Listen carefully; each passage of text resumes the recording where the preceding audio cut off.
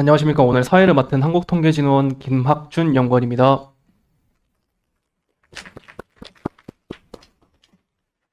우선 이렇게 많은 인원께서 참석해 주셔서 정말 감사하다는 말씀을 전하고 싶습니다. 통계청 통계교육원과 저희 한국통계진흥원은 국민의 통계 소양 함양, 국가 통계에 대한 올바른 사용 유도 및 이해도 증진을 위해 통계 리터러시 지식과 기술 보급을 위해 통계 아카데미를 운영하고 있습니다. 이번 통계 아카데미는 새로운 AI 시대, AI 리터러시와 데이터 인문학이라는 주제로 진행을 하게 되었습니다. 통계 아카데미 강연을 진행하기 앞서 간단하게 이번 아카데미의 진행 일정과 통계 아카데미 연간 일정, 그리고 이번 연사이신 신도영 부사장님에 대한 간단한 양력을 소개하겠습니다. 오늘 아카데미는 이제부터 시작해서 80분간 연사님의 강의와 질의응답이 이루어질 예정이며 강의가 끝난 후 저희가 준비한 소정의 상품 추첨이 있을 예정이고 받으신 설문지를 회수를 진행하고 마무리가 될 예정입니다. 통계 아카데미 연간 일정에 대해 설명드리자면 5월 19일 인공지능의 역사와 챗GPT라는 주제로 1회차 통계 아카데미를 대전에서 진행을 하였고 7월 28일 통계를 바라보는 제대로 된 눈이라는 주제로 2회차 통계 아카데미를 진행을 하였습니다. 그리고 금일 3회차 통계 아카데미는 새로운 AI 시대, AI 리터러시와 데이터 인문학이라는 주제로 신도영 부사장님께서 진행을 해주실 예정입니다. 올해 연간 계획되어 있는 통계 아카데미는 오늘부로 끝이 나지만 내년에도 계속 진행될 예정이오니 통계 아카데미에 많은 관심을 부탁드리도록 하겠습니다. 마지막으로 오늘 강의를 해주실 신도영 부사장님에 대해서 설명을 드리도록 하겠습니다. 신도영 부사장님은 현재 이노핏 파트너스에서 부사장으로 근무하고 계시며 와이드코어 대표 이사를 역임하고 계십니다. 또한 이전에는 맥킨지 외부 전문가, 마이셀럽스 이사 등으로 근무를 하셨습니다. 그럼 오늘 강연을 해주실 신도영 부사장님을 큰 박수로 모시도록 하겠습니다. 네, 안녕하세요. 반갑습니다. 저는 신도영입니다. 이렇게 식사하고 나서 또 졸린 오후 시간일 수 있을 텐데요. 그래도 이렇게 졸음을 떨쳐내면서 좀 들어봐야겠다 이런 생각이 들 수 있도록 최선을 좀 다해서 좀 이렇게 80분 강의를 한번 진행을 해보도록 하겠습니다. 일단 이제 앞에 있는 사람이 어떤 사람인지 좀 궁금하시죠? 네, 그래서 잠깐 이제 앞에서 소개를 좀 드렸습니다만, 제 소개를 또 간단히 한번 들어보면, 저는 현재 이노피 파트너스라는 교육 컨설팅 회사를 하고 있고요. 또 와이드코어라는 이제 빅데이터 스타트업을 또 함께 하고 있습니다. 현재도 빅데이터와 관련된 다양한 이제 비즈니스를 또 하면서 이렇게 종종 이제 기업 강의도 하는데 또 오늘 이렇게 또 대전까지 내려와서 또 이렇게 여러분들을 뵙게 되었습니다. 저는 이커머스 회사를 거쳐서 또 마케팅 에이전시를 거쳐서 또 빅데이터 컨설팅 회사, 대기업 그룹사, 스타트업 등등 여러 가지 업종에서 또 여러 비즈니스를 수행을 해왔는데요. 제가 해왔던 비즈니스를 관통하는 키워드를 꼽는다면 빅데이터를 꼽을 수가 있을 것 같아요. 그래서 어쩌다 보니 자연스럽게 빅데이터 전문가 이런 타이틀을 얻게 된 것 같습니다. 근데 저는 이제 제 소개를 드릴 때 빅데이터 전문가라는 좀 이렇게 딱딱한 타이틀보다는 저는 데이터 인문학자입니다. 이렇게 소개를 드리거든요. 제가 왜 데이터 인문학자라고 저를 소개를 드리느냐? 일단 몇 가지 이유가 좀 있는데요. 일단 첫 번째 이유는 좀 있어 보이는 것 같지 않으세요? 타이틀이 이거 괜찮다. 이런 이제 느낌이 있어서 그런 의도가 있다라는 건데요. 무엇보다 제가 이제 데이터와 관련된 일들을 이렇게 오랫동안 해오면서 이제 이런 생각이 들더라고요. 이 데이터를 만들어내는 주체는 많은 경우가 사람이더라는 거죠. 그러니까 사람이 만들어내는 데이터를 뭔가 분석하고 활용한다라고 했을 때 기술에 대한 이해만이 아니라 사람에 대한 이해가 너무나 중요하다 이런 생각에 데이터 인문학자라는 타이틀을 생각을 해봤는데요. 이제 국내에 이런 타이틀을 다신 분이 안 계시더라고요. 1호의 깃발을 좀 꼽으면 어떨까라는 의미에서 이렇게 소개를 드리고 있습니다. 제가 이제 오늘 또 주제가 이렇게 새로운 AI 시대에 AI 리터러시가 또 왜 중요한가, 그리고 이런 AI의 새로운 등장이 왜 또 데이터의 인문학을 또 넓혀나가고 있는가, 이러한 또 주제를 또 함께 담고 있다라고 생각을 해주시면 또 좋을 것 같습니다. 네, 이제 이렇게 아무튼 뵙게 돼서 너무나 반가운데요. 여러분들도 반가우세요? 고맙습니다. 그런데 한번 가만히 생각해 보면요. 반가워할 만한 이유가 딱히 있을까요? 그런 이유가 딱히 있을까 싶기는 합니다만, 제 이야기를 좀 들어보고 나시면 야, 이거 반가워할 만도 하겠다. 이런 생각이 좀 들 수 있지 않을까 싶어요. 왜냐하면 제가 오랫동안 이제 비즈니스를 하면서 이렇게 많은 분들을 뵙게 되거든요. 강의를 하면서도 이렇게 새로운 분들을 많이 접하게 되는데 이렇게 보면 새로운 만남이 계속 이어지는 거예요. 여기 계신 분들 아마 저와 다 초면이시죠? 근데 문득 이런 생각이 든 거예요. 와, 이게 도대체 이 좁은 땅덩어리에 얼마나 많은 사람들이 살아가고 있길래 이렇게나 많은 사람을 만나고 다녀도 새로운 만남이 이제 계속 이어지는 걸까? 그런 생각을 하다가 이제 문득 이런 질문을 한번 던져봤습니다. 한국 사람을 다 만나기 위해서는 과연 얼만큼의 시간이 필요할까? 하루에 잠자는 시간을 제외하고 깨어있는 시간 동안 한 사람당 20초의 만남을 가진다라고 이제 생각을 해보면 한국 사람을 다 만나려면 어느 정도의 시간이 필요할 것 같으세요? 네, 일단 암산으로 계산하기 쉬운 문제는 아니겠죠. 일단 5천만 명에다가 20초를 곱하면 이게 10억 초가 될 텐데 이걸 연으로 환산을 한번 해보면요. 네, 48년이 넘는 시간이 되거든요. 거의 반백년의 시간이 필요하다라는 건데 그러니까 제가 태어나서 지금까지 누군가를 만나는 일만 해왔더라도 아직까지도 다 만나지 못할 만큼의 정말로 엄청나게 많은 사람들이 또 이 좁은 땅덩어리에서 살고 있다라는 겁니다. 전 세계 인구를 다 만나려면 어느 정도의 시간이 필요할까요? 와, 이건 상상하기조차 굉장히 버거울 것 같죠? 네, 계산을 해보면 이게 7,420년이 필요하다라는 계산이 나오는데 어떤 생각이 드세요? 와, 지구상에 이렇게나 많은 사람들이 살아가고 있구나라는 게 좀 체감이 되지 않으세요? 근데 이렇게나 많은 사람들 가운데에서 여러분들과 제가 또 같은 공간에서 또 80분이라는 시간을 같은 주제를 함께 나눌 수 있게 됐다라는 것은 와, 이건 정말 우연이라도 마주치기 어려운 그런 확률의 만남이 이어진 거다라고 볼 수가 있겠죠? 그런 의미에서 보면 오, 그러게 이거 반가워 할 만하겠는데? 이런 생각이 좀 들지 않으세요? 네, 잘 기억을 해놓으셨다가 작업 멘트로 활용을 해보시는 것도 뭐 효과가 좋지 않을까 뭐 이런 생각을 또 한번 해보게 되는데요. 그러니까 이렇게 그냥 무턱대고 반갑다 보다 그래도 뭔가 숫자를 가지고 말씀을 드리니까 좀 더 와닿는 느낌이 이제 들지 않을까 이런 생각을 합니다. 근데 이제 이렇게 많은 사람들이 현실 세계에서만 살아가고 있는 게 아니죠. 그러니까 디지털 세상이라는 또 다른 세상을 함께 살아가면서 굉장히 많은 디지털 흔적들을 남겨내고 있는데 이제 그 디지털 흔적을 이제 빅데이터다 이렇게 얘기를 할 수가 있는 거죠. 이런 빅데이터를 이제 잘 모아서 뭔가 분석을 하거나 활용을 하면서 이제 세상의 변화를 관찰하거나 여러 가지 인사이트를 얻을 수도 있을 거고요. 또 때에 따라서는 인공지능의 식량이죠. 이 데이터가 이제 인공지능이 잘 학습을 했을 때 또 어마어마한 여러 가지 가치를 만들어낼 수가 있기 때문에 이런 데이터는 이제 어떻게 보면 이렇게 선물과 같은 의미라고 할 수는 있을 겁니다. 근데 잘 활용하면 선물이겠지만 이렇게 잘 활용하지 못하면 이제 부담스러운 좀 짐이 될 수밖에 없을 텐데 이런 데이터에서 어떻게 우리가 좀 인문학적인 사고의 지평을 넓혀나갈 수 있을까? 그리고 이제 이렇게 AI 시대가 새롭게 또 이제 발현되고 있는 상황에서 왜 AI 리터러시가 이제 중요한가?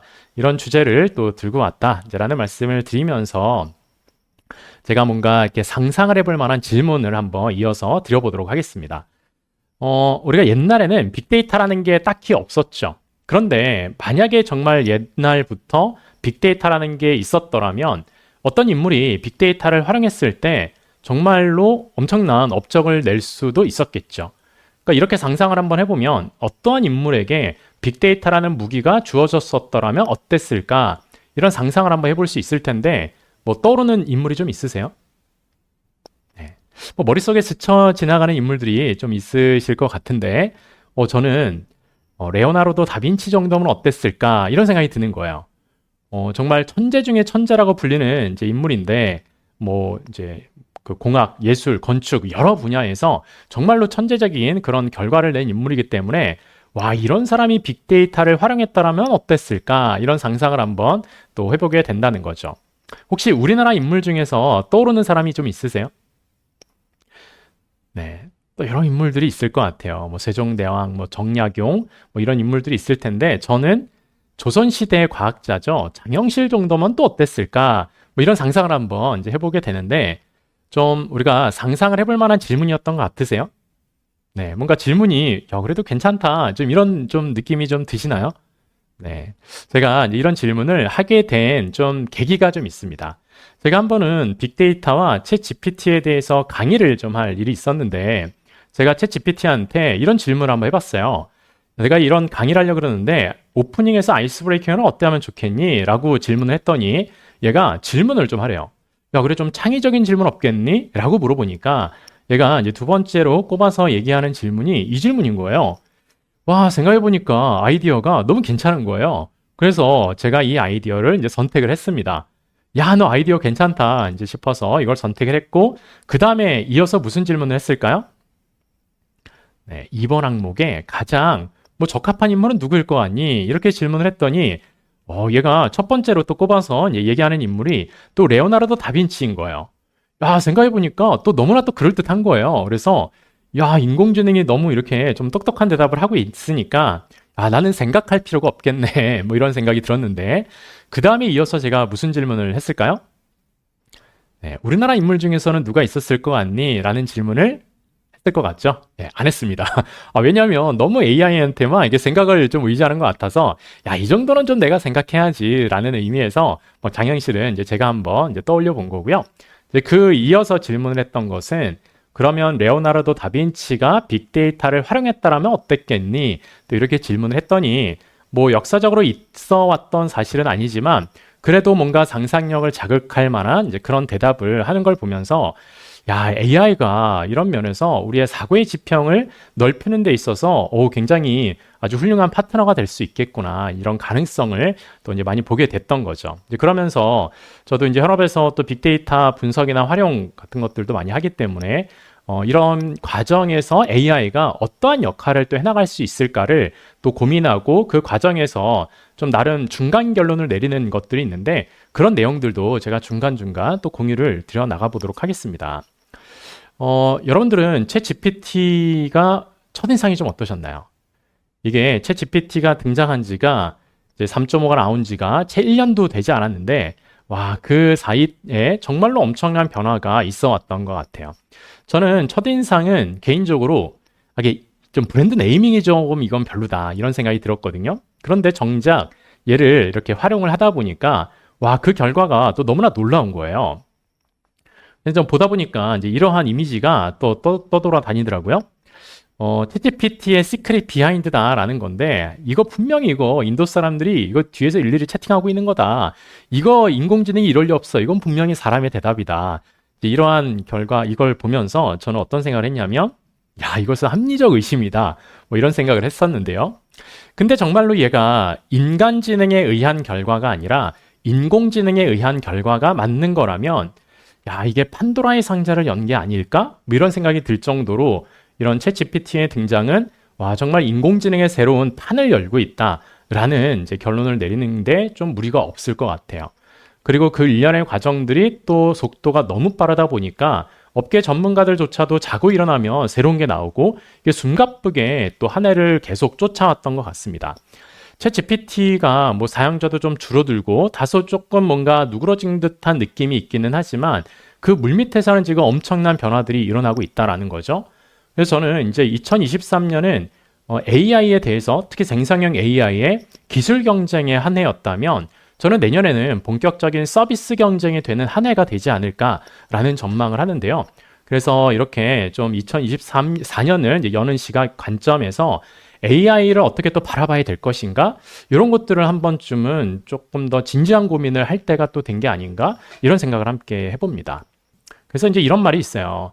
바람과 파도를 잘 이용할 줄 아는 항해사가 유능한 항해사다. 이제 이런 말이 있는데, 바람과 파도를 인위적으로 만드는 건 어렵겠죠? 바람과 파도를 거스르면서 가는 것들도 어려울 텐데, 이제 바람과 파도를 잘 읽어서 이걸 잘 활용하는 게 중요하겠죠. 그러니까 세상의 변화를 이렇게 관찰을 해나간다라고 했을 때 어떤 방법이 좀 유용할까라고 봤을 때 이제 저는 검색 데이터를 또 잘 활용하면 이제 이게 인류가 써내려가는 일기장이다라고 비유를 하거든요. 그러니까 인류가 어떤 일기장을 써내려가는지를 좀 간접적으로 이제 관찰해 볼 수 있는 그러한 또 방법이 될 수가 있다라고 생각을 합니다. 그래서 이제 이러한 결과를 한번 살펴봤는데 검색 엔진에서 무언가를 잘하는 법이라는 걸 검색하면 자동 완성어에 사람들이 많이 검색하는 것들을 좀 이렇게 추천을 해주죠.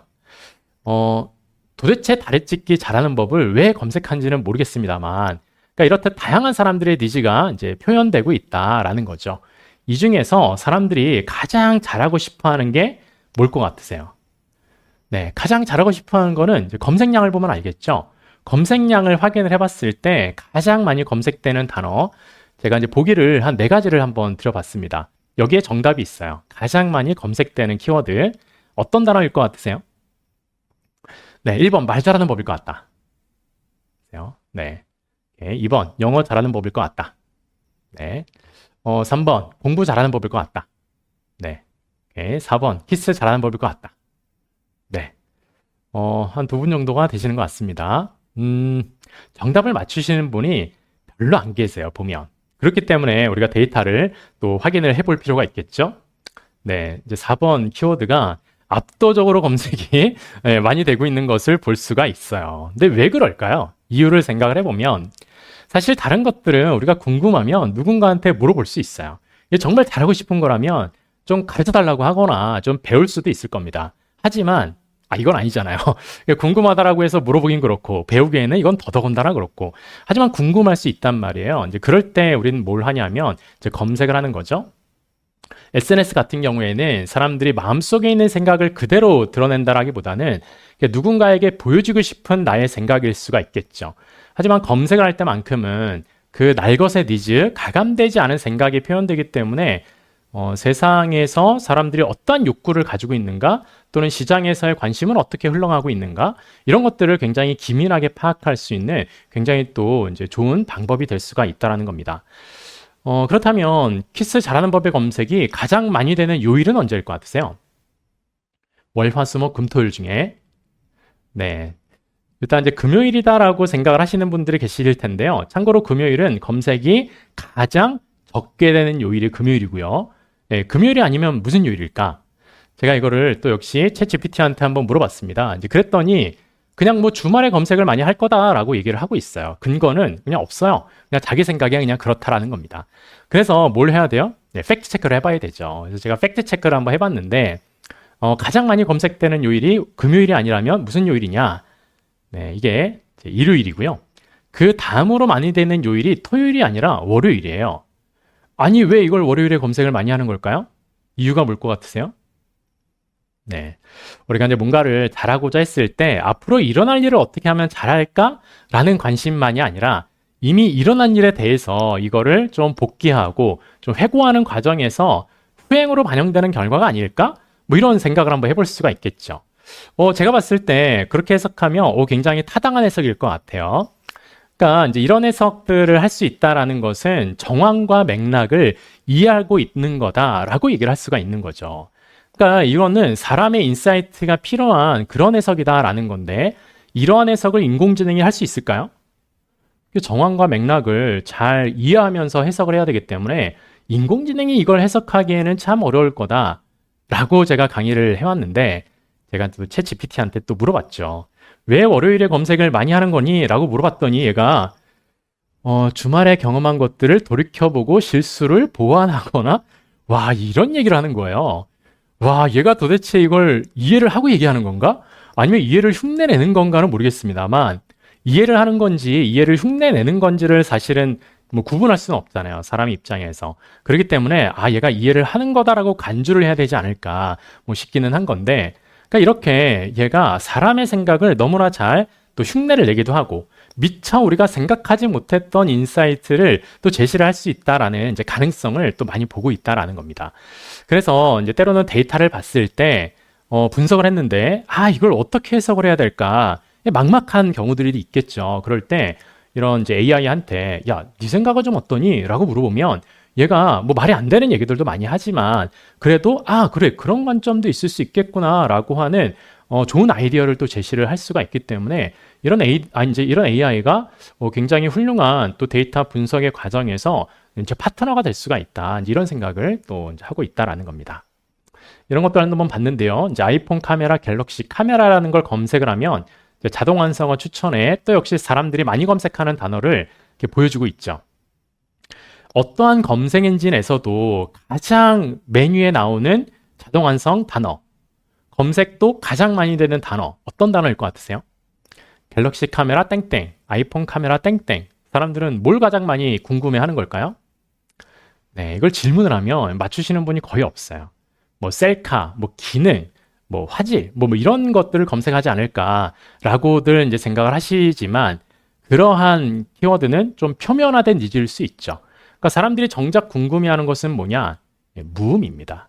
아이폰 카메라, 갤럭시 카메라, 무음을 어떻게 하느냐? 이걸 굉장히 또 궁금해한다라는 거예요. 그러니까 이런 것들이 우리가 질문을 했을 때 얻을 수 없는 그런 결과일 수 있지만 이렇게 데이터를 관찰하고 또 데이터를 잘 분석을 했을 때 우리가 미처 생각하지 못했던 포인트를 또 얻을 수 있는 그런 이제 결과가 될 수가 있다라는 거죠. 외롭다의 검색은 늘어나고 있을 것 같으세요? 줄어들고 있을 것 같으세요? 외롭다의 검색은 늘어나고 있을 것 같다. 네. 아니다. 외롭다 검색은 줄어들고 있을 것 같다. 네. 이것도 팩트 체크를 해봐야 되겠죠? 실제 이제 외롭다의 검색은 감소 추세입니다. 근데 이게 연령대에 따라도 달라요. 이게 10대나 20대나 30대까지는 감소를 하고 있는 게 맞아요. 그러니까 이게 30대까지는 외롭지 않을 수 있는 나름의 방법을 그래도 잘 찾아나가고 있나 보다. 이제 이런 생각이 드는 반면에 이게 40대 또는 50대, 60대가 되어 가면서는 그 트렌드가 완전히 달라지죠.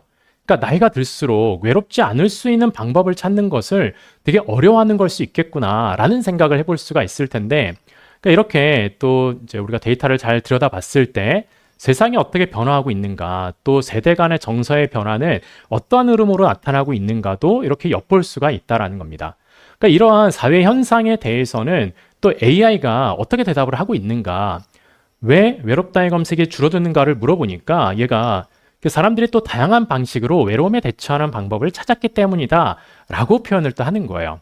그래서 진짜 AI가 이런 세상의 변화에 대해서도 또 그럴듯한 해석을 또 할 수 있겠구나, 이제 이런 생각을 또 하게 되는 거죠. 이런 것들도 한번 살펴본 적이 있었는데요. 자전거가 코로나19의 최대 수혜 업종이라고 합니다. 실제로 이제 검색 데이터를 보니까 자전거의 검색은 계속 줄어들다가 코로나19로 인해서 그 전년 대비 2배 정도가 늘었어요. 자전거의 수요가 2배 정도 늘었겠구나라는 걸 이제 생각해 볼 수 있죠. 근데 이렇게 자전거의 수요가 늘었다면 현실 지표 중에서는 뭐가 함께 늘었을까라고 생각을 해봤을 때 자전거 회사의 주가도 늘지 않았을까 해서 이 두 가지를 비교를 한번 해봤습니다. 보시기에 어때 보이세요? 두 개가 상관관계가 있어 보이세요? 네, 상관관계가 그래도 있어 보이는 것 같죠? 근데 이게 그냥 상관이 있다라고 얘기를 하기에는 좀 이제 수치를 가지고 얘기를 해야 될 테니까 피어슨 상관계수를 한번 확인을 해봤습니다. 그랬더니 0.3이라는 숫자가 나오거든요. 그러니까 이 정도의 숫자면 이게 상관이 없는 건 아닌데 그렇다고 해서 이게 두 개가 굉장히 밀접한 관계를 가진다라고 얘기하기에는 또 이 통계 지표가 너무 좀 이제 부족한 거예요. 그래서 이게 의미 있는 관계라고 보기 어렵네 라고 결론을 내릴 수도 있을 텐데, 근데 이 특징을 가만히 보면 데이터의 특징이 얘는 시계열의 추이란 말이에요. 그러니까 시계열의 추이가 봤을 때 두 개가 항상 동시에 발생하는 게 아닐 수 있겠죠. 어떤 게 먼저 선행 혹은 후행의 관계가 있을 수 있기 때문에 이거를 한번 나눠서 한번 봤어요. 그러니까 코로나19 이전과 이후를 한번 구분을 해봤는데 이렇게 보다 보니까 코로나19 이전에는 시장의 수요보다 회사의 주가가 2개월 정도 먼저 오르거나 먼저 내리는 경향이 있더라는 거예요. 즉 시장의 수요를 미리 예측해서 이제 회사의 주가가 먼저 오르거나 내리는 경향이 있다라는 거죠. 그런데 코로나19로 인해서 자전거의 수요가 급증을 했지만 아무도 그걸 예상하지 못하면서 이제 자전거의 수요는 먼저 올라갔고 3개월 정도가 지나서야 회사의 주가를 봐야 되겠구나 이러면서 이제 주가가 따라서 오르는 이제 그런 패턴이 보이더라는 거죠. 그렇기 때문에 우리 세상의 변화가 어떻게 되고 있는가를 아주 기민하게 관찰하고 또 단기적인 예측을 또 해보고자 했을 때 이런 이제 데이터를 활용하는 것이 또 나름의 의미가 있다라는 것을 볼 수가 있는데, 이제 물론 주가 같은 경우에는 사실 이렇게 좀 단순한 예측만으로는 여러 가지 복합적인 것들을 고려는 해야 되겠지만 그래도 전체적인 어떤 이제 세상의 변화를 관찰하는 데 있어서 굉장히 훌륭한 그런 방법이 될 수가 있겠구나라는 생각을 또 하게 되었는데, 근데 이제 이렇게 우리가 데이터를 분석하거나 이제 데이터를 또 활용하는 과정에서 과연 그러면 데이터가 항상 진실만을 얘기하는가? 또 그건 아닌 거죠. 데이터는 거짓말을 할까요? 하지 않을까요? 사실 데이터는 거짓말을 하지 않겠죠. 하지만 누군가는 데이터로 거짓말을 할 수도 있을 거고 누군가는 나도 모르게 데이터로 거짓말을 하게 되는 순간도 있을 겁니다. 그렇기 때문에 이제 데이터를 무조건 이렇게 맹신하는 게 아니라 데이터의 맹점을 이해하고 어떠한 상황에서 올바른 데이터 해석을 해야 되는가에 대한 데이터 리터러시가 또 필요하다라고 할 수가 있을 텐데 이제 몇 가지 예시를 또 한번 말씀을 드려보겠습니다. 우리가 이제 상관관계라는 걸 또 데이터 분석을 하다 보면 이제 종종 보게 되죠. 피어슨 상관계수. 그래서 X라는 지표가 증가할 때 다른 지표가 증가하거나 감소하는 양상이 있다면 얘는 상관관계가 굉장히 높은 거죠.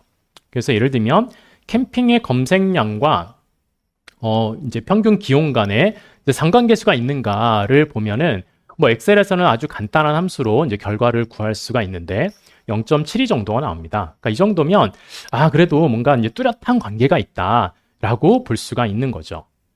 그러면 이제 이러한 분석을 AI도 할 수 있는가 싶어서 제가 AI한테 한번 물어봤습니다. 챗GPT한테 데이터를 보여주면서 야, 이 두 개 데이터의 상관관계를 구하면 어떻게 되니? 라고 물어봤더니 얘가 이렇게 상관계수를 구하면 다음과 같습니다. 라고 하면서 결과를 얘기해주고 있어요. 꽤나 그럴듯하죠? 제가 그럴듯하다라고 얘기를 하는 것은 틀렸다라는 거예요. 그러니까 얘는 이러한 수학적인 질문을 하거나 과학적 사실 혹은 역사적 사실 이런 것들을 물어보면 굉장히 잘 틀린다라는 거예요. 그런데 이제 얘가 이제 틀린 결과만 얘기하는 게 아니라 파이썬으로 이 문제를 해결하면 다음과 같은 코딩을 할 수 있습니다. 라고 아예 그냥 코딩의 결과를 제시를 하거든요. 근데 이 코딩의 결과를 실제로 적용해서 결과를 확인해 보면 이 결과가 정확하게 맞습니다. 그러니까 얘는 이제 자기가 코딩을 해준 결과와 실제 자기가 계산을 한 듯한 결과로 얘기하는 게 다르더라라는 거예요. 근데 왜 이렇게 얘가 이제 틀린 답을 얘기하는가 이런 것들을 이제 AI의 할루시네이션, 환각 현상이라고 하죠. 그러니까 이제 이런 것들은 AI 특성을 또 잘 이해하실 필요는 있는데 기존의 AI는 예를 들면 개냐 고양이냐를 맞춰라. 신호등인지 풍선인지를 좀 구분해라. 그러니까 이런 식으로 어떤 정답이 있고 그 정답을 맞추는 데 특화가 되어 있는 애였다면 이런 생성형 AI는 정답을 맞추는 게 목적이 아니라 그럴듯하게 결과를 내는 것에 이제 초점이 맞춰져 있다라는 거죠. 그렇기 때문에 얘는 창의력은 굉장히 뛰어나고 뭔가를 굉장히 잘 만들어내기는 하지만 정답을 물어봤을 때 그 정답을 이제 올바르게 얘기를 하지를 못한다라는 것을 이해하면서 AI를 활용할 필요가 있다라는 거예요. 뭐 대표적인 예시 중에 그런 예시가 있죠. 뭐 세종대왕의 맥북 던짐 사건에 대해서 좀 알려줄래? 이러면은 얘가 세종대왕이 왜 맥북을 던지게 되었는가에 대한 그 역사적 사실을 기반으로 해서 이제 막 읊어대거든요. 질문 자체가 완전히 잘못된 거지만 얘는 그건 틀린 질문입니다가 아니라 그거를 그럴듯하게 어떻게든 얘기하려고 쥐어짜내면서 얘기를 하고 있는 애다라는 것을 우리가 이제 알면서 AI를 활용해야 되겠다라는 거예요. 그런데 우리가 이제 데이터를 봤을 때 두 개가 만약에 상관관계가 있다라고 했을 때 하나의 지표를 알면 다른 지표를 예측을 할 수가 있는 거죠.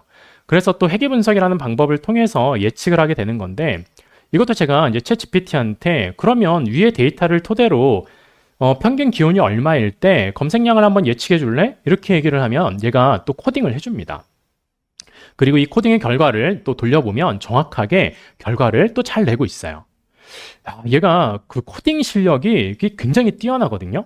그러니까 전문가들 사이에서는 챗GPT가 개발자 3년 차 정도는 충분히 되는 것 같다라고 평가를 하거든요.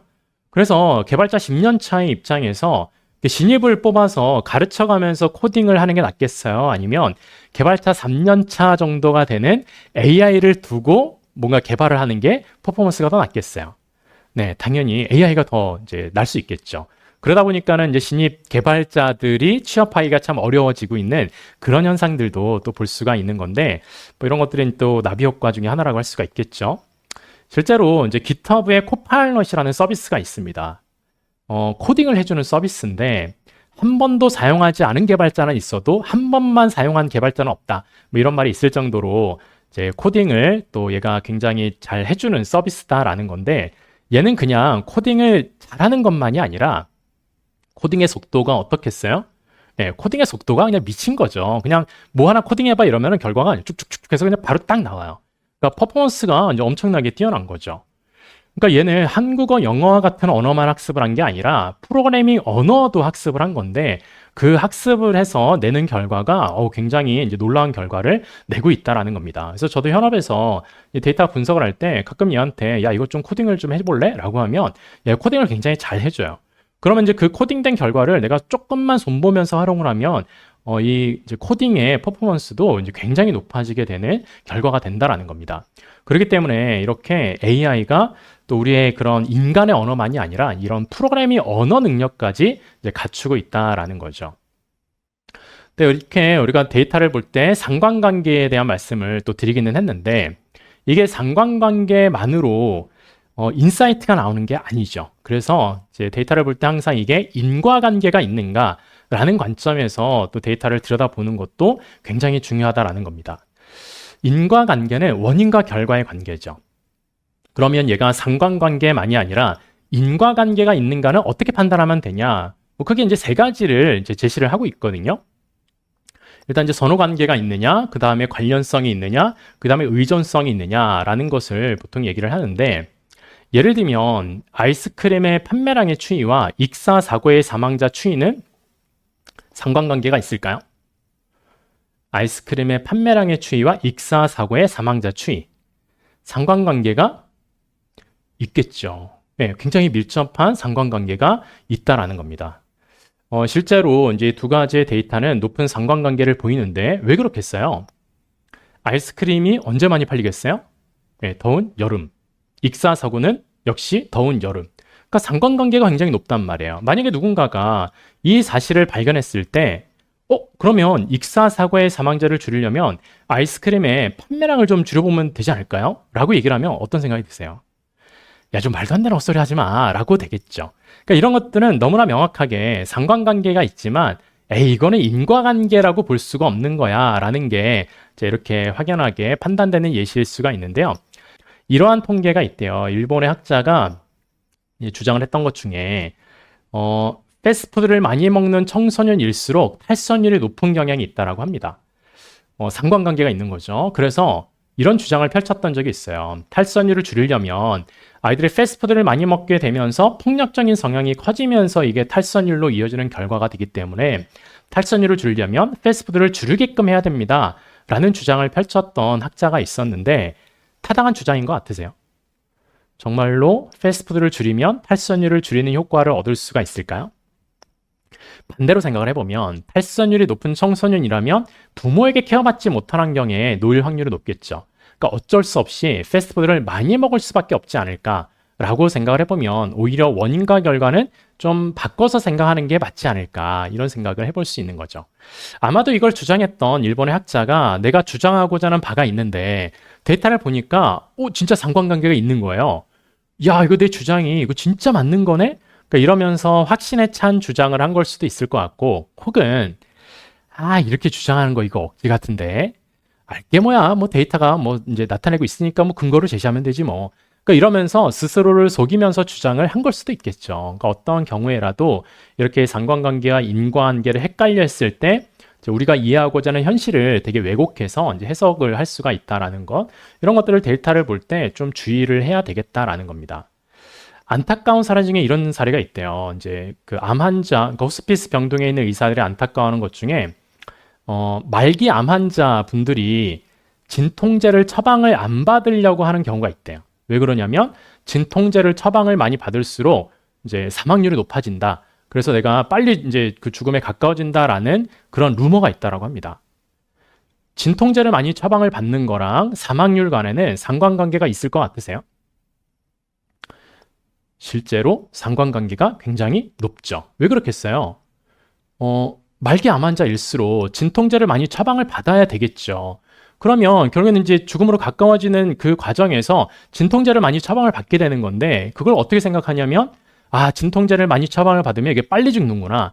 이렇게 인과관계로 해석을 하면서 그냥 진통제를 이제 거부하는 경우가 있다라고 해요. 이게 과학적으로 전혀 근거가 없는 건데 이런 현실에 상관관계가 있다라고 해서 인과관계로 착각을 했을 때 이런 안타까운 이제 그런 사례들이 또 있는 거죠. 이러한 조사 결과가 있다라고 합니다. 책 읽는 아이들이 어떤 환경으로 인해서 이렇게 책을 많이 읽게 되었을까? 조사를 해봤는데 부모의 소득 수준, 교육 수준, 지역의 수준 여러 가지를 봤는데 하나도 상관관계가 없었대요. 단 하나만 상관관계가 보인 게 부모가 책을 읽느냐의 여부였다라고 합니다. 아, 부모가 책을 읽으면 아이들이 책을 읽을 가능성이 커지겠구나라고 생각하는 건 타당한 해석이겠죠. 아이들한테 뭐 공부해라 할 필요 없이 그냥 부모가 공부를 하면 아이는 그냥 따라서 공부를 하게 될 수 있다. 뭐 이렇게도 이제 볼 수가 있을 텐데, 근데 여기에 너무 확신에 찬 나머지, 야, 부모가 책을 읽지 않는다고? 야, 그러면 아이들이 책을 읽을 리가 있니? 야, 그럴 필요 없어. 이렇게 이제 결론을 내린다면 이건 합리적인 결론일까요? 네, 이런 것들은 이제 일반화의 오류이자 확증 편향의 해석이라고 할 수가 있다라는 겁니다. 그러니까 때로는 데이터를 봐서 상관관계를 보고 인과관계를 해석을 했는데, 와, 이게 너무나 그럴듯한 인사이트를 찾은 것 같을 때, 이게 언제나 성립되고 언제나 이게 이제 먹히는 인사이트다 이렇게 판단하는 순간, 이제 그게 또 우리가 이제 내가 원하는 결과를 얻기 위해서 이제 그럴듯한 데이터들을 선별해서 또 결론을 내리려고 하는 성향, 이런 확증 편향이 될 수가 있기 때문에 하나를 보면 열을 안다라고 하지만 사실 이제 우리가 아는 건 하나인 거죠. 그래서 아홉은 이제 추정만 할 수 있을 뿐인 거다라는 것도 우리가 잘 또 유념할 필요가 있을 것 같습니다. 그 다음에 또 우리가 이제 평균이라는 데이터를 또 많이 다룰 텐데, 평균이라는 데이터는 여러 가지 함정을 가지고 있죠. 통계의 이제 대표적인 오류로 꼽히는 예시 중에 하나이긴 한데요. 2019년에 이런 기사가 나왔던 적이 있어요. 보통 사람이 월 평균 476만 원을 벌어서 238만 원을 쓴다라는 제목의 기사인데 댓글이 많이 달렸어요. 댓글이 어떻게 달렸을까요? 예, 댓글을 보면 사람들이 막 격앙이 되어 있어요. 예, 이러면서 이제 기사 참 뭐같이 쓴다, 공감이 안 가네요. 이제 이런 반응들을 주로 볼 수가 있는 건데, 그렇다면 이 기사가 현실을 과연 반영하고 있는 건가? 이런 의심이 들죠. 가짜 뉴스일까요? 거짓말일까요? 국내 4대 메이저 은행에서 이제 통계를 내서 기사화를 한 겁니다. 아니, 메이저 은행에서 이런 걸로 거짓말을 할 리가 있겠어요? 예, 제가 볼 때 문제는 뭐였냐? 예, 거짓말이 아니라 이게 제목이 문제이지 않았을까? 과연 평균을 보통 사람이라고 할 수가 있는 거냐? 이건 좀 다른 얘기다라는 거죠.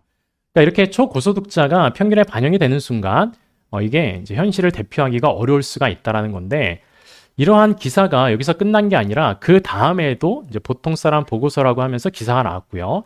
댓글 역시 웃기시네, 엉터리네, 뭐 이런 반응들이 또 줄을 이루고 있었는데, 여기서 끝이었냐? 이제 그 다음에도 이제 기사와 댓글은 반복이 됐는데, 그 다음에도 역시 반복이 됐고요. 올해는 어땠느냐? 이제 올해도 통계청 발표가 이렇게 나오면서 이제 사람들이 전혀 공감하지 못하는 그런 이제 댓글들을 또 쉽게 발견을 할 수가 있습니다.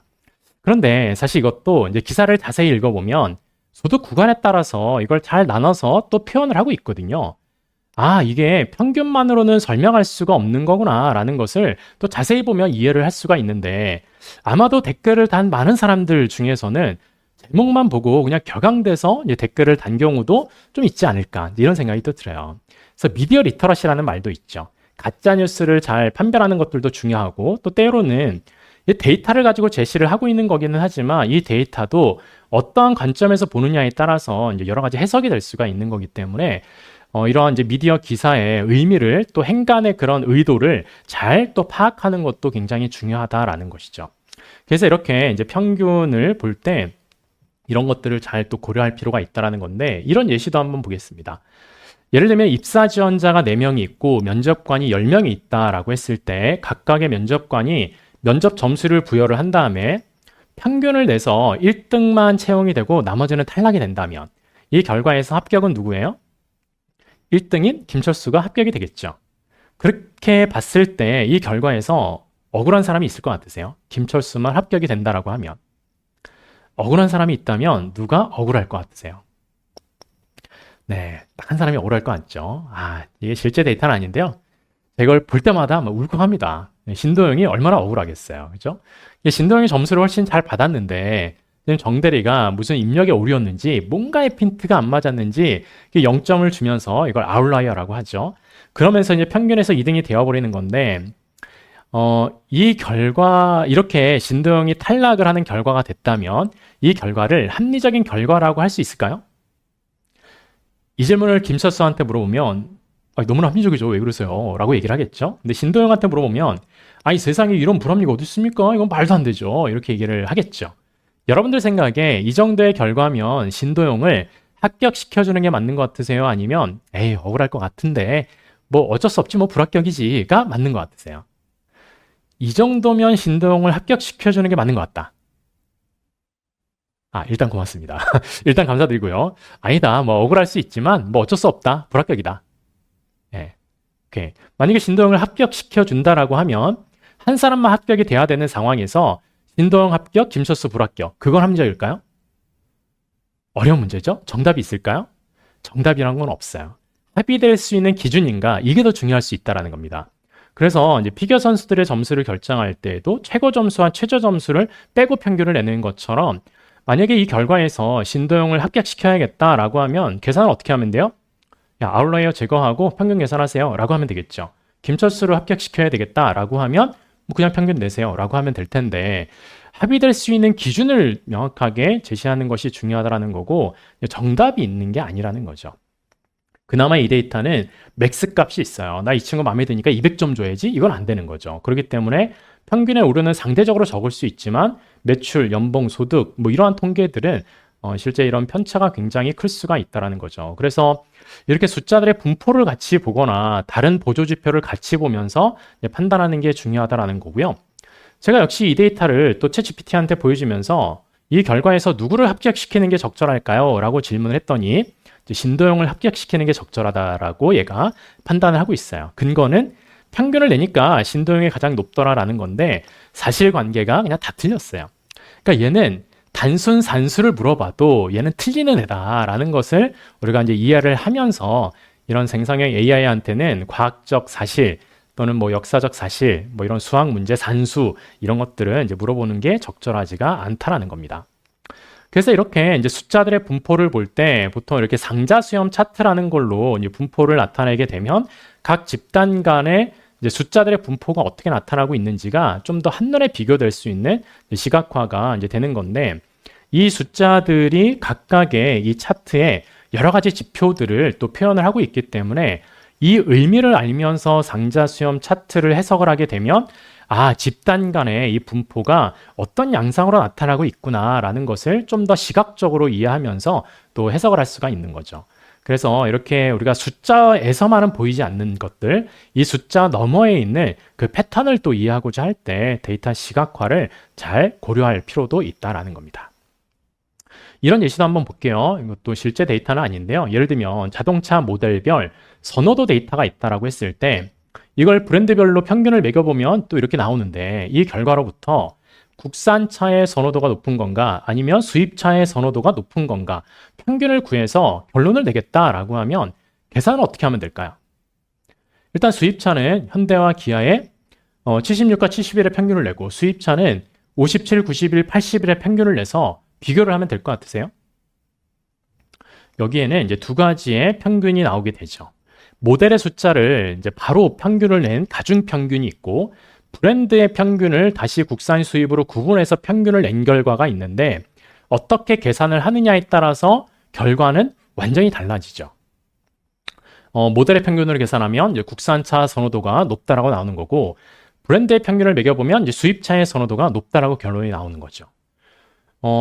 여러분들은 뭐가 맞는 것 같으세요? 모델의 평균으로 국산차 선호도가 높다고 보는 게 맞는 것 같다. 가중평균 계산이 맞는 것 같다. 네. 아니다. 이거는 브랜드의 평균을 계산해서 수입차 선호도가 높다고 보는 게 맞는 것 같다. 네. 만약에 이 조사의 의뢰를 국산차 브랜드에게 의뢰를 받았어요. 계산을 어떻게 해야 될까요? 모델의 평균. 그게 아니라 수입차 브랜드에게 의뢰를 받았어요. 계산을 어떻게 해야 되겠어요? 네.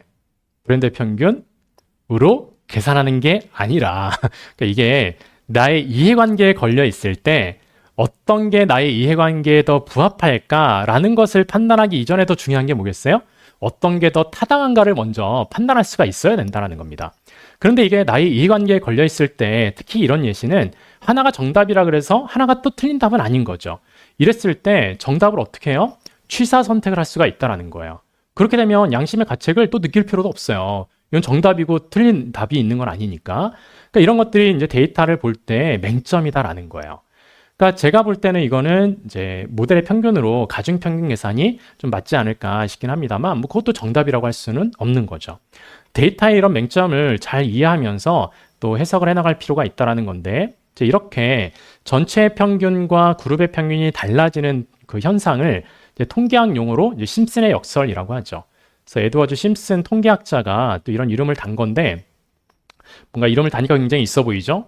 저도 뭔가를 발견한 다음에 도형의 역설, 이런 걸 만들면 좋을 것 같긴 한데, 뭐 딱히 떠오르는 게 이제 딱히 없긴 합니다만, 어쨌든 이런 것들을 좀 알아두시면 어딘가에서 이렇게 보고서를 보셨을 때, 잠시만요. 이거 심슨의 역설인데요. 라고 하시면서 아는 척을 좀 하시면 되겠죠. 그래서 알아두시면 언젠가 한번 좀 아는 척 하실 수 있지 않을까라는 거고요. 이 데이터도 제가 이제 챗GPT한테 보여주면서 국산차가 선호도가 높은 건지 수입차가 선호도가 높은 건지를 물어봤더니 국산차 선호도가 높다고 결론을 내리고 있지만 이제 산수가 틀렸어요. 그러니까 이제 얘한테는 이런 걸 물어보는 게 적절하지 않다. 그런데 이제 제가 얘한테 아래 데이터는 심슨의 역설로 설명이 되나요? 라고 질문을 했더니 얘가 심슨의 역설로 보이는 예시라고 또 해석을 하고 있어요. 저는 이 결과가 좀 개인적으로 굉장히 놀랍다라는 생각을 했는데, 왜냐하면 저 데이터는 제가 만든 데이터거든요. 그러니까 얘가 어딘가에서 학습을 한 다음에 그 학습한 데이터를 기반으로 얘기하는 게 아니라는 거예요.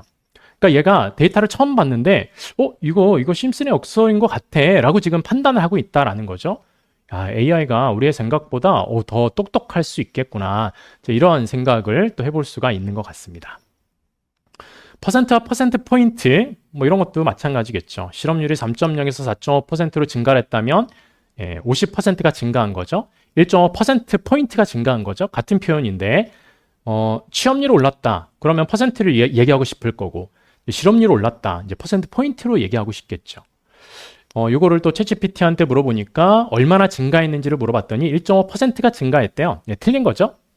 그런데 몇 퍼센트가 증가했는지를 물어보니까 또 정확하게 얘기를 해요. 몇 퍼센트 포인트가 증가했는지를 물어보니까 또 정확하게 얘기를 하는데, 그러니까 이런 것들도 우리가 질문을 어떻게 던지느냐에 따라서 얘가 이제 대답하는 결과가 또 굉장히 다르기는 하지만, 뭐 아무리 그렇다라고 해도 얘한테는 이렇게 이제 사실을 물어보는 것은 적절하지가 않다라는 거죠. 그리고 이렇게 우리가 데이터를 볼 때 이제 때로는 나의 직관과 실제 확률 간에는 큰 차이가 또 나는 경우가 있을 텐데요. 그럴 때 어떠한 균형점을 좀 맞춰야 되나에 대한 말씀을 또 잠깐 드려보면요. 예를 들면 이런 예시를 한번 생각을 해보겠습니다. 랜덤하게 366명이 모여있는 그룹이 있어요. 이 중에서 과연 생일이 같은 사람이 있을까? 그걸 확률을 계산하면 얼마나 될까? 라고 생각을 해보면 몇 퍼센트의 확률로 생일이 이제 같은 사람이 존재할까요? 뭐 계산은 뭐 이런 식으로 하면 되긴 할 겁니다. 그런데 사실 이거는 이렇게 계산을 할 필요가 있을까요? 당연히 100%이지 않을까요? 1년이 365일인데 그 날수보다 한 사람이 더 많은 상황이라면 생일이 중복되는 경우는 무조건 발생하겠죠. 그러니까 100%지 라고 보면 되지 않을까 싶긴 한데, 근데 정말 100%가 맞을까요? 1년이 항상 365일이면 그렇겠죠. 하지만 1년은 항상 그렇지 않죠. 4년에 한 번씩 윤달이 있기 때문에 366일인 해가 있어요. 그렇기 때문에 정확하게 100%가 딱 떨어지지는 않을 거고 그냥 거의 100%라고 보는 게 맞는 확률이다라는 겁니다. 그렇다면 이제 만약에 120명이 모여있는 상황이다. 그러면 생일이 같은 사람이 있을 확률은 몇 퍼센트 정도가 될까요? 366명일 때가 거의 100%라고 한다면 120명 정도가 모여있는 상황이라면 생일이 같은 사람이 있을 확률 1번 45.4% 정도 될 것 같다. 네. 2번 63.2% 정도 될 것 같다. 네. 3번 90.8% 정도 될 것 같다. 4번 99.99999999998% 될 것 같다. 네.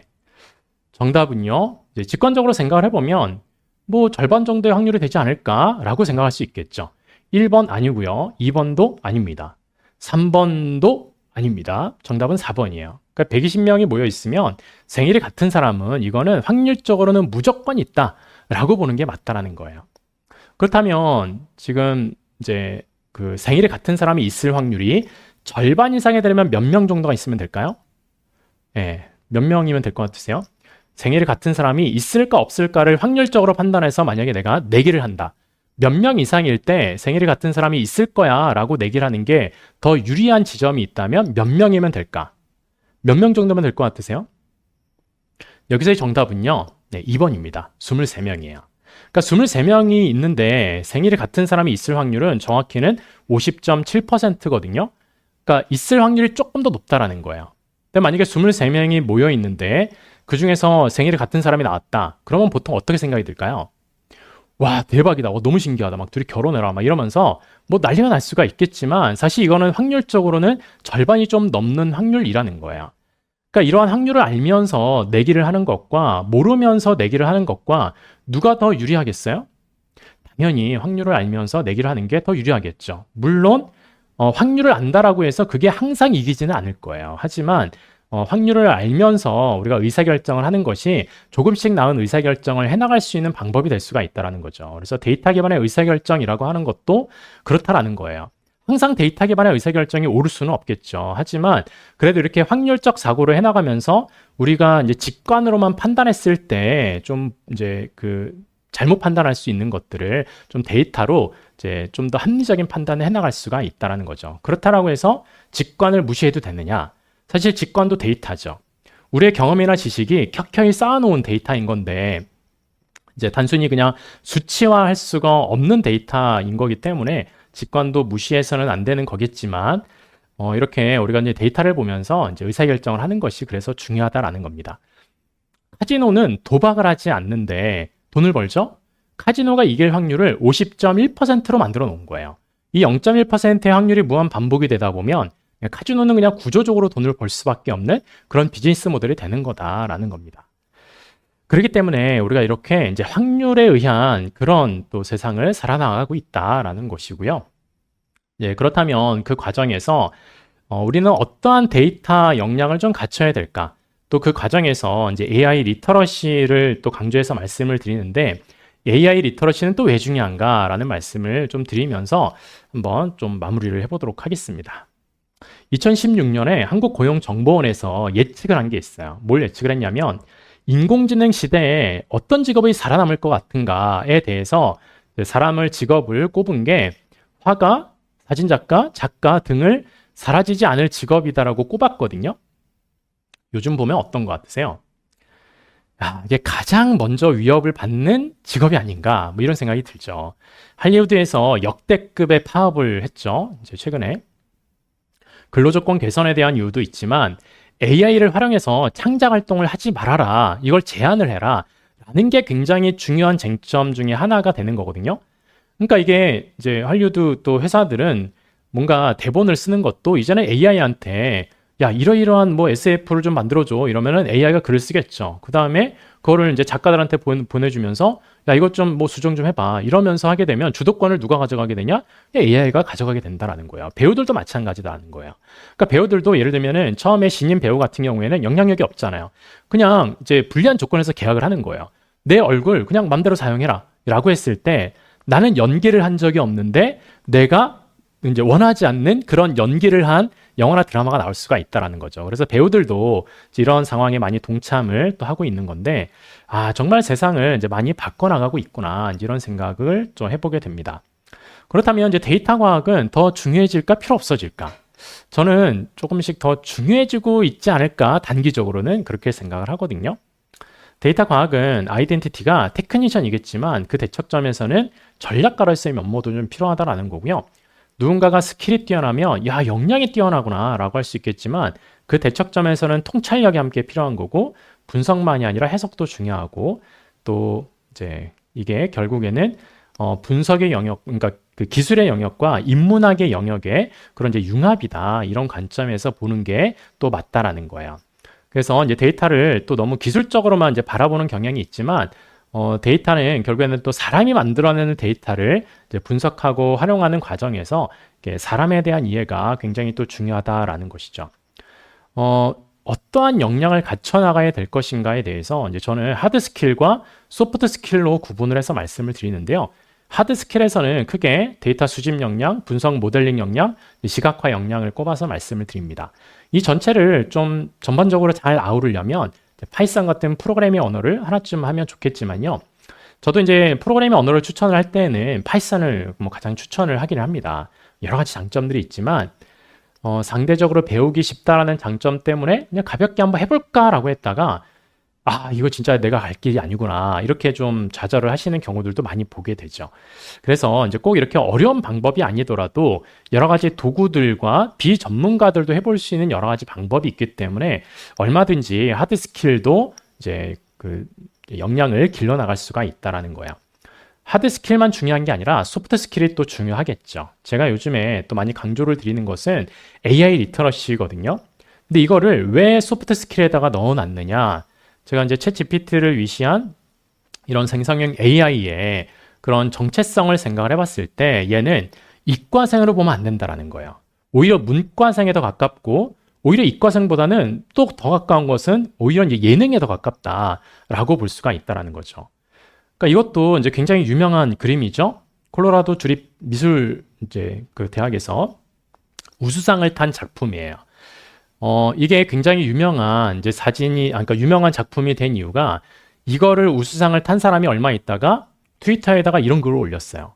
와, 나 이거로 우수상 탔다? 하면서 자랑을 한 거죠. 그냥 자랑을 한 게 아니라, 나 이거 우수상 탔는데 이거 나 미드저니로 작성 만든 거지롱 이렇게 하면서 트윗을 올린 거예요. 그러니까 AI로 만든 그림이다라는 겁니다. 그랬더니 이제 사람들이 여기에서 이제 두 가지 반응으로 나뉜 거죠. 야, 이거 네가 만든 거 아니었어? 야, 그러면 이거 우수상 아니지. 너 당장 취소해라. 그러니까 이런 반응이 이제 있었던 거고 또 한 축에서는 이거를 그렇다면 이 친구가 쉽게 만들었을까요?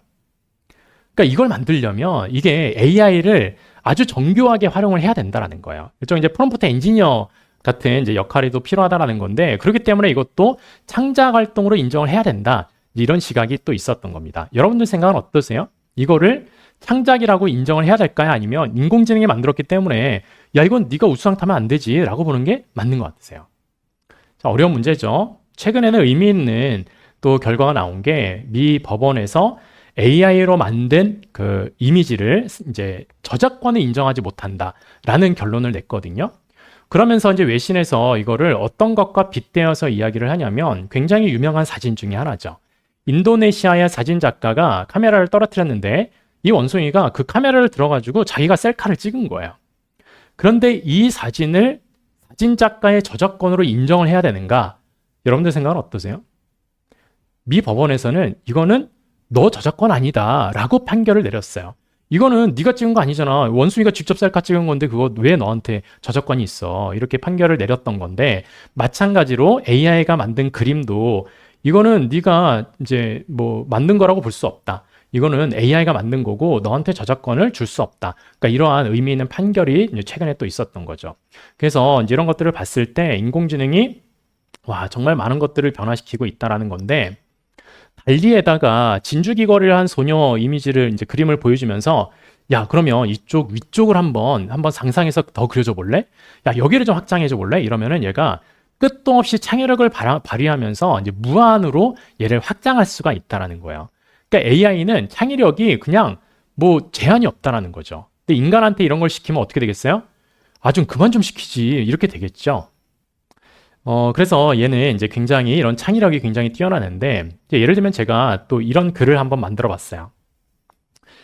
이게 인공지능 발전의 변곡점이 이제 딥러닝이고, 그 딥러닝의 또 아주 그 핵심 모델이 트랜스포머 모델이라는 건데, 이런 문장이 있다라고 했을 때, 예를 들면은, 너무나 아름다운 블라우스와 치마를 입던 그녀는 중요한 발표를 앞두고 있었다. 그런데 이제 그녀는 원고를 보다가 커피잔에 있는 카페라떼를 쏟았다. 그것은 얼룩이 졌고 그녀는 속이 상해서 울었다. 그것이 의미하는 바는 뭘까라고 이제 챗GPT한테 물어보면 챗GPT가 답을 할 수 있을까요? 그것을 원고라고 볼 수도 있겠죠. 커피잔이라고도 볼 수 있겠죠. 블라우스도 있고 치마일 수도 있고 그녀일 수도 있을 겁니다. 얘가 그것이라고 하는 게 블라우스와 치마라는 것을 이해할 수 있는가? 이해할 수 있을 것 같으세요? 이 어려운 문장에서? 그러니까 얘가 대답을 보면요.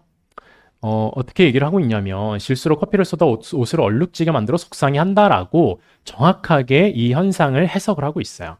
그러니까 얘가 이 맥락을 이해를 하고 있는 것처럼 보이죠. 그러니까 이런 것들이 이제 트랜스포머 모델이라는 게 그 핵심이 어텐션이라는 개념이거든요. 그러니까 그것이라는 단어가 어떤 것과 연관이 될 것인가를 모든 것과 다 연결을 하는 게 아니라 확률적으로 그것이라는 것은 이 맥락을 고려했을 때 블라우스와 치마라는 옷과 가장 연관도가 높다라고 판단하면서 얘가 이렇게 이제 그 글을 또 쓰고 있다라는 겁니다. 그렇게 해서 봤을 때, 야, 얘가 정말 이런 맥락을 이해를 하고 있는 걸 수 있겠구나, 이런 생각이 드는 거죠. AI가 참 신기한 게 얘는 발명이 아니라 발견이라는 시각이 있거든요.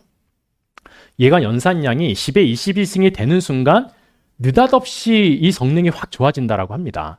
그래서 이거는 AI를 발명한 게 아니라 그 임계점까지 딱 오는 순간 AI 성능이 급격하게 좋아지기 때문에 이건 발견을 한 거다. 그런 시각이 또 있어요. 그래서 저는 이런 생각이 또 얼핏 들어요. 인간의 진화의 역사에서 인간 뉴런의 그 연산량이 10의 20이 딱 되는 순간 이제 그 임계점을 넘어서면서 이런 인간의 그런 어떤 이제 지능이 또 이제 급격하게 나타난 게 아닌가? 이런 생각이 얼핏 또 드는 거죠. 그러니까 그렇게 인공지능은 또 발견이라는 시각이 있는데 그래서 얘는 굉장히 또 창의력이 뛰어나죠. 챗GPT의 내부 개발자용에는 이제 이런 기능이 있어요. 템퍼러처라는 기능인데 무작위성을 조절하는 기능이고 결과적으로는 얘가 굉장히 창의력 있는 결과를 내더라라는 거예요. 그러니까 예를 들면 템퍼러처, 예를 들면 사람들이 가장 좋아하는 동물은 확률적으로 강아지를 가장 많이 얘기를 합니다. 얘한테 이제 가장 좋아하는 동물은 뭐다라는 문장을 만들어 보라고 시키면 템퍼러처를 0이라고 하면 그냥 확률적으로 당연히 강아지를 좋아한다라는 문장을 10이면 10번을 다 이렇게 얘기를 한다라는 거예요. 템퍼러처를 조금 조정한 다음에 이 문장을 만들게 시키면 얘는 굉장히 다양한 동물들로 얘기를 하기 시작을 한다라는 거죠. 뭐 심지어는 벨로시럽터 같은 이제 그런 공룡을 얘기를 하기도 하면서 아주 뛰어난 상상력, 창의력을 발휘하는 그런 결과를 또 내게 된다라는 겁니다. 템퍼러처를 1로 조정을 하는 순간 특정 동물원에 있는 동물들, 현실에서 없는 드래곤 이런 것들을 이제 얘기할 만큼 얘가 창의력을 이제 아주 그때그때마다 조절할 수 있는 능력을 가지고 있다라는 건데 그래서 만약에 아이들한테 들려줄 동화를 하나 만들어 줄래? 이러면 그 질문에 대해서 얘가 대답을 할 때 이 템퍼러처를 내부적으로 어떻게 조절을 하겠어요? 굉장히 높게 조절을 하겠죠. 그러니까 이런 식으로 이 질문이 어떤 질문이냐에 따라서 얘는 그 창의력을 굉장히 조절을 하면서 대답을 할 수 있는 그런 능력도 가지고 있다는 겁니다. 그렇기 때문에 이 창의력을 발휘할 수 있는 한계도 없고 또 이 창의력의 정도까지도 조절할 수가 있는 능력을 가지고 있기 때문에 그런 면에서 또 이런 AI가 또 우리의 많은 것들을 변화시키고 있다는 거죠. 정의를 정의하면 굉장히 중의적인 질문이죠. 그러니까 이런 질문에는 얘가 굉장히 대답을 잘하거든요. 근데 이제 제가 이런 질문을 한번 해봤던 적이 있어요. 이 글은 챗 GPT가 작성한 겁니까? 했더니 이제 자기가 작성을 했대요. 참고로 이거는 제가 올 초에 기고를 했던 글이에요. 제가 쓴 글입니다. 야, 이 녀석이 뻔뻔하게 자기가 작성했다라는 거예요. 옆에 있으면 이거 한 대 때려주고 싶지만 얘 때릴 수도 없고 와 이런 괘씸한 녀석을 봤나? 완전 씩씩대고 있던 참에 제가 또 테스트 삼아서 이 전환점이라고 하는 단어를 바꿔서 전한점이라고 오타를 해서 한번 또 물어봤어요. 그랬더니 이 녀석이 이제서야 이건 제가 작성한 글이 아닙니다 라고 얘기를 하는 거예요. 요즘 보면 이게 사람이 쓴 글인지 아니면 AI가 쓴 건지를 구분하는 것 자체가 거의 의미 없는 시대가 되지 않았나 싶어요. 그래서 요즘에 보면 너무 글이 완벽하면 야 이거 AI가 작성한 거 아니야? 이런 의심을 또 해볼 수 있지 않을까? 뭔가 오탈자가 있거나 맞춤법이 틀리면 야 이거 사람 냄새가 나는데 이렇게 판단하는 날이 또 온 게 아닌가 이런 생각이 들어요. AI가 만든 컨텐츠가 수년 이내에 인터넷 컨텐츠의 절반 이상을 차지하는 날이 곧 오지 않을까라는 예상을 해볼 수가 있겠죠. 그랬을 때 AI가 뭘로 학습을 하겠어요? 자기가 만든 오염된 컨텐츠로 학습을 해나가겠죠. 그랬을 때 AI가 점차 더 똑똑해질까요? 아니면 멍청해질까요? 이런 것들을 우리가 인지하면서 또 활용해 나갈 필요가 있는 거죠. 최근에는 바이든 주재하에 AI 회사들이 모여서 어떤 거에 합의를 했냐면요. AI가 만든 컨텐츠에 워터마크를 삽입하자라는 것에 합의를 했어요.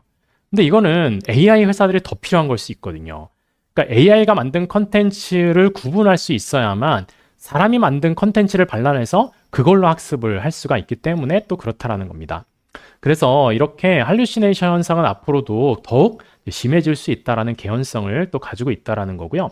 그렇기 때문에 이제 AI 리터러시가 굉장히 중요해지고 있다라는 거고 제가 중간 결론을 좀 내리고 있는 것은 좀 몇 가지가 이렇습니다. 데이터 과학의 도구로 활용하기에는 한계가 있다라는 거예요. 얘는 정답을 맞추지를 못하니까 다만 이제 프로그래밍 그 언어를 잘 활용을 할 수 있기 때문에 코딩 전문가를 활용하기에는 굉장히 유용하다. 인문학적인 사고의 지평을 넓혀 나가는 데 있어서 AI는 굉장히 큰 이제 도움을 줄 수 있다. 업무 생산성 향상에 혁명적인 변화가 되고 있는 과정이라고 생각을 합니다. 저는 기술이 나오고 이건 혁명이다라고 얘기하는 걸 좀 달가워하지 않는데 이런 AI의 등장은 이건 혁명이라고도 볼 수 있겠다라는 생각을 많이 합니다. 물밑에서는 엄청난 지금 이제 변화들이 일어나고 있고 여러 가지 부작용이나 문제점들이 나오고 있지만 그래도 우리가 활용해 볼 수 있는 것들은 잘 활용하면서 또 나름의 가치를 만들어 나가는 것도 필요하지는 않을까라는 생각이 들어요. 그에 따라서 인간의 역량이 재정이 되는 과정이 될 것 같은데 그에 따라서 예를 들면 글쓰기 능력이 더욱 중요해질까요? 필요 없어질까요? 보면 챗GPT가 저보다도 글을 더 잘 쓰는 것 같아요. 잘 모르겠습니다. 그리고 우리는 언어를 사용하는 데 있어서 그러니까 생각이라는 걸 언어로 하죠. 근데 이렇게 AI의 도움을 받다 보면 인간의 생각하는 능력은 더욱 향상될까요? 아니면 자꾸만 이제 갇히면서 퇴보될까요? 그러니까 이런 것들도 우리가 좀 관전 포인트가 될 텐데 이런 걸 인지하면서 AI의 발전을 좀 바라보자라는 겁니다. AI가 아직까지 대체 못하는 인간의 역량이라고 하는 것은 그러면 그 AI는 공감을 하지 못하죠. 근데 공감을 역량이라고 이제 본다면 그것도 이제 인간의 고유 역량일 수 있는데 그것보다 이제 인간의 어떤 역량의 관점에서 본다면 AI가 못하는 것은 메타인지죠. AI는 자기가 뭐가 맞는 거고 뭐가 틀린 건지를 구분을 하지 못하기 때문에 이제 메타인지는 인간의 고유 역량이다. 그래서 이제 과연 우리가 메타인지를 가지고 있는가? 메타인지를 길러야만 질문을 잘할 수도 있고 AI가 대답한 결과에 대해서도 어떤 게 맞는 거고 어떤 게 틀린 거고 어떤 것들을 내가 받아들여야 되는 건지를 판단할 수가 있기 때문에 이제 메타인지가 굉장히 중요해지고 있는 시대다라는 겁니다. 근데 많은 사람들은 빅데이터를 한다, AI를 한다 이렇게 얘기를 하는데 정작 이걸 목적으로만 생각하고 이 네모를 어떻게 채울 것인가는 좀 놓치고 있는 측면이 있는 게 아닌가 이런 생각을 합니다. 그래서 빅데이터나 AI 같은 이런 도구들을 통해서 어떠한 가치를 만들어낼 거냐에 이제 포커스를 하는 것이 우리가 좀 더 문제 해결을 지향할 수 있는 이제 그러한 또 접근이 될 수가 있다. 이런 말씀을 좀 드리고 싶고요. 이제 마지막 장으로 왔습니다. 네. 여러분들은 이 사람이 누군지 아세요? 20세기의 가장 위대한 철학자로 꼽히는 분인데 오스트리아의 루트비 비트겐슈타인이라는 철학자입니다. 이분이 남긴 명언이 있어요. 네, 굉장히 좋아하는 명언인데 이게 원어가 독일어거든요. 제가 독일어로 한번 해볼까요? Die Grenzen meiner Sprache bedeuten die Grenzen meiner Welt인데요. 좀 있어 보이나요? 좋은 말은 이게 원어로 한번 외워봐야지라고 해서 한번 외워봤는데요. 내가 아는 언어의 한계가 이제 곧 내 세상의 한계다라는 말이거든요. 그러니까 우리가 생각하면서 사고하고 철학하면서 또 사색하고 이제 이런 것들은 그 재료가 언어겠죠. 그러니까 내가 사용할 수 있는 언어의 재료가 많다라는 건 내가 이해할 수 있는 세상의 한계를 결정할 수가 있다라는 거고요. 그런 의미에서 와 굉장히 훌륭한 철학자의 명언이다 이런 생각이 들었어요. 누군가가 어느 날 또 이런 말을 남겼어요. 디지털 시대의 언어는 데이터겠죠. 데이터를 읽는 능력이 곧 내가 보는 세상의 한계다. 야, 요즘 세상에 또 정말 멋진 명언이 아닌가? 이런 생각이 들었는데 누가 한 말인지 아세요? 누가 이렇게 멋진 말을 했을까요? 여러분들도 아는 사람일 겁니다. 네, 제가 이런 말을 했을 리가 있겠죠. 결국엔 우리가 살아가는 세상은 이제 디지털을 빼놓고 얘기할 수 없는 세상이고 디지털의 결과물은 데이터겠죠. 데이터를 어떻게 읽을 수 있느냐, 활용할 수 있느냐, 그리고 이 데이터를 인공지능이 또 읽어서 그걸 학습한 결과로 또 다양한 가치를 만들어 나가고 있는 세상에서 이렇게 이제 데이터를 잘 활용하고 AI를 잘 활용하는 역량은 또 누구에게나 중요한 역량이 또 되어가고 있다라고 생각을 합니다.